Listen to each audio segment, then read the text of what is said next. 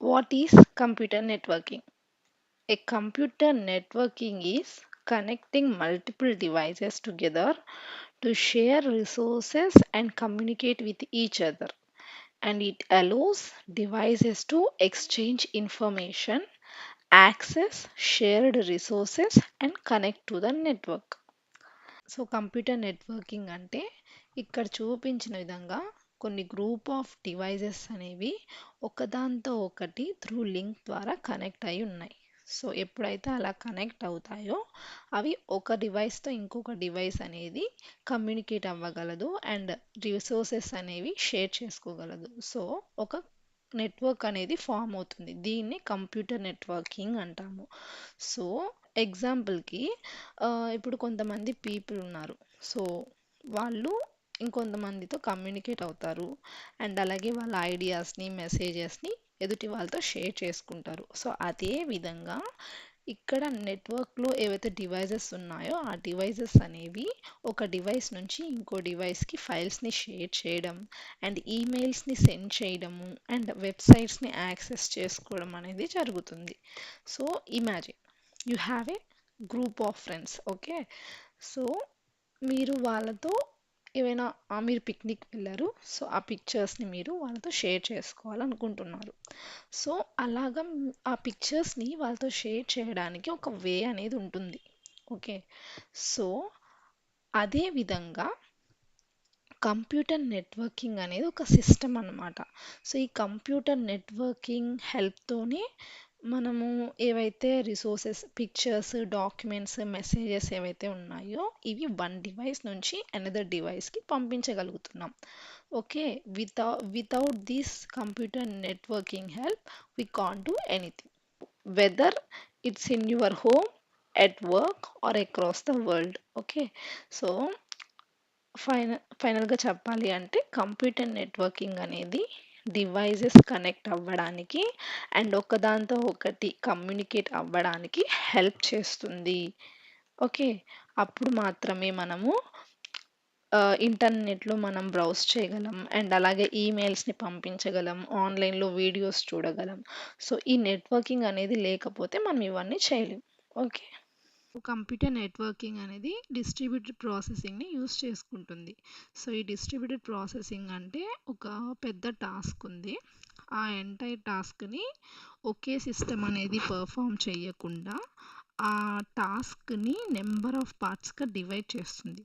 So అలా number of పార్ట్స్గా divide చేసి మల్టిపుల్ కంప్యూటర్స్కి ఆ నెంబర్ ఆఫ్ టాస్క్ని షేర్ చేస్తుంది. అప్పుడు మల్టిపుల్ కంప్యూటర్స్ అనేవి ఈచ్ టాస్క్ మీద పర్ఫామ్ చేసి అవుట్కమ్ అనేది ఇస్తాయన్నమాట. సో దీనివల్ల ఇట్లాగా ఒక టాస్క్ని డివైడ్ చేయడం వల్ల మల్టిపుల్ కంప్యూటర్స్కి అసైన్ చేయడం వల్ల టాస్క్ అనేది ఈజీగా కంప్లీట్ అయిపోతుంది అండ్ అలాగే తొందరగా కంప్లీట్ అవుతుంది. సో దీనివల్ల ఏమవుతుందంటే టైం అనేది సేవ్ అవుతుంది. సో ఇదన్నమాట డిస్ట్రిబ్యూటెడ్ ప్రాసెసింగ్ అంటే. Next one, key points of a network. First nodes అంటే ఏంటో తెలుసుకుందాం. సో నెట్వర్కింగ్లో నోడ్ అంటే డివైసెస్ అన్నమాట. సో డివైసెస్ లైక్ సో ఏవైతే నెట్వర్క్కి కనెక్ట్ అయి ఉన్నాయో డివైసెస్ వాటన్నిటిని కూడా నెట్వర్కింగ్లో నోడ్స్ అని అంటాము. Okay, like phones, printers, even smart TVs, computers. So వీటన్నిటిని కూడా మనం నెట్వర్కింగ్లో నోడ్స్ అని అంటాము. డైలీ లైఫ్లో మనం వీటిని డివైజెస్ అని అంటాము.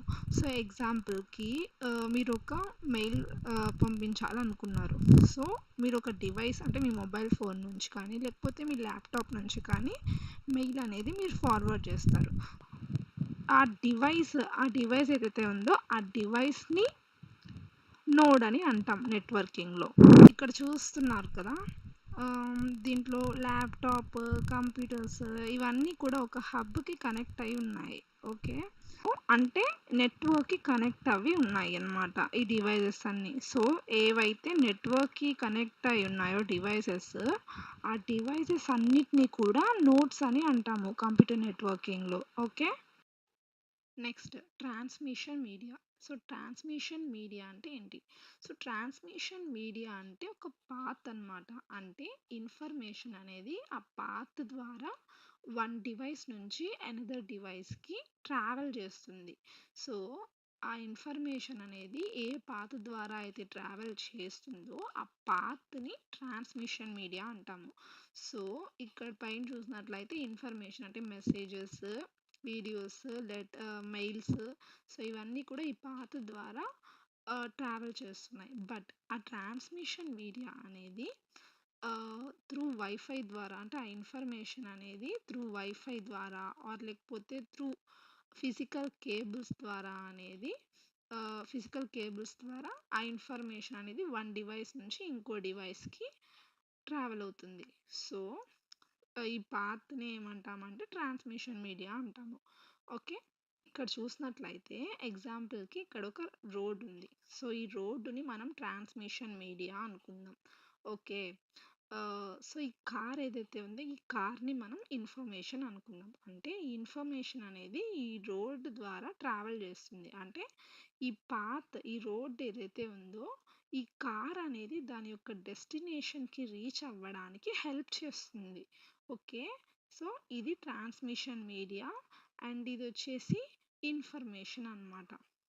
ఇక్కడ చూసినట్లయితే ట్రాన్స్‌మిషన్ మీడియాలో ఇన్ఫర్మేషన్ అనేది 2 రకాలుగా ట్రావెల్ చేస్తుంది. సో, అంటే త్రూ వైఫై అంటే ఏంటి? ఇన్విజిబుల్ సిగ్నల్స్ అంటే ఎయిర్‌లో ఇన్ఫర్మేషన్ అనేది వన్ డివైస్ నుంచి ఇంకో డివైస్‌కి ట్రావెల్ చేస్తుంది. అండ్ ఇంకోటొచ్చేసి physical cable like Ethernet cable.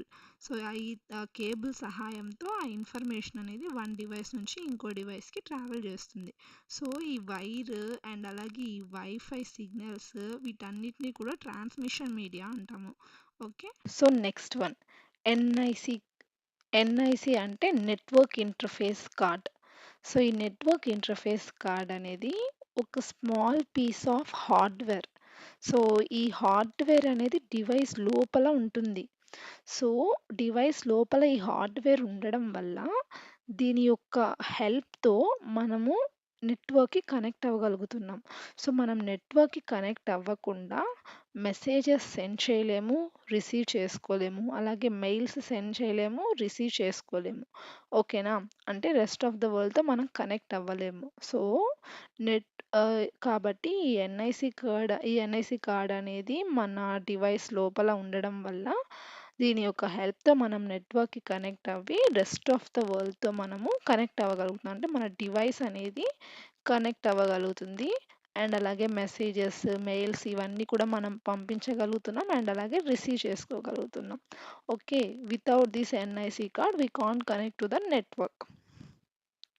So, ఎగ్జాంపుల్‌కి ఇమాజిన్ మీ కంప్యూటర్ అనేది హౌస్. ఓకేనా? ఎన్ఐసి కా కార్డ్ ఏదైతే ఉందో ఆ ఎన్ఐసి కార్డ్ అనేది మీ హౌస్ యొక్క ఫ్రంట్ డోర్. సో, ఇప్పుడు పీపుల్ ఎవరైనా లోపలికి రావాలంటే ఆ ఫ్రంట్ డోర్‌ని ఓపెన్ చేసుకొని లోపలికి రావాలి. అండ్ బయటికి వెళ్ళాలన్నా ఆ ఫ్రంట్ డోర్‌ని ఓపెన్ చేసి బయటికి వెళ్ళాలి. సో, అదే విధంగా ఏవైతే మెయిల్స్ ఉంటాయో మెసేజెస్, ఎనీ ఇన్ఫర్మేషన్ అనేది ఎన్ఐసి కార్డ్ ద్వారానే లోపలికొస్తుందనమాట. ఓకేనా? అంటే ఎన్ఐసి కార్డ్ ద్వారానే మనం రిసీవ్ చేసుకోగలుగుతున్నాం. అండ్ అలాగే పంపించగలుగుతున్నాం. Next one switches and routers. So, ఈ స్విచెస్ అండ్ రౌటర్స్ అనేవి హార్డ్‌వేర్ డివైసెస్. సో, ఇవి నెట్వర్క్‌లో డేటా యొక్క ఫ్లోని మేనేజ్ చేస్తాయి. అండ్ అలాగే ఆ డేటా అనేది కరెక్ట్ డెస్టినేషన్‌కి రీచ్ అవ్వేలాగా చూసుకుంటాయి. ఓకే. అండ్ స్విచెస్ అయితే స్మాల్ నెట్వర్క్స్‌లో యూజ్ చేస్తాము. అండ్ ఈ స్విచ్ అనేది డేటాని నెట్వర్క్‌లో కరెక్ట్ డివైస్‌కి పంపిస్తుంది. అండ్ ఈ రౌటర్ అనేది very powerful traffic manager. So, ఈ రౌటర్ అనేది ఏంటంటే ఆహ్, నెట్వర్క్స్ సో, డిఫరెంట్ నెట్వర్క్స్‌ని కలిపి కనెక్ట్ చేసి వన్ నెట్వర్క్ నుంచి ఇంకో నెట్వర్క్‌కి డేటాని పంపిస్తుందనమాట. అండ్ అలాగే కరెక్ట్ డెస్టినేషన్‌కి ఆ డేటాని పంపిస్తుంది. అండ్ రౌటర్స్ అండ్ స్విచెస్ గురించి డీటెయిల్డ్‌గా తర్వాత వీడియోస్‌లో తెలుసుకుందాం. అండ్ నా వీడియో గనుక మీకు నచ్చినట్లయితే లైక్ చేయండి, షేర్ చేయండి, సబ్స్క్రైబ్ చేయండి. Thank you for watching.